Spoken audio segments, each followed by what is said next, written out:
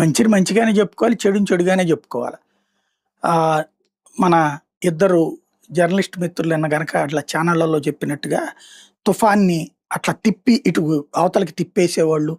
లేకపోతే గనక ప్రపంచంలో ఎక్కడ తుఫానొచ్చినా సరే ఇక్కడికి ఫోను చేసి కనుక్కుంటారు. ఇట్లాంటి పిచ్చ మాటలు నేను మాట్లాడను.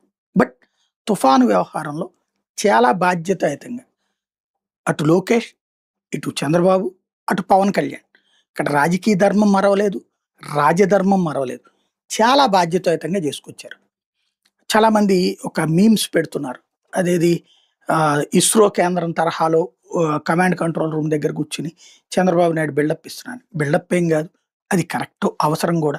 ముందు తుఫాను వచ్చేటటువంటి సందర్భంలో కింద స్థాయి అధికారులే పనిచేస్తారు. కింద స్థాయి సిబ్బందే పనిచేస్తారు.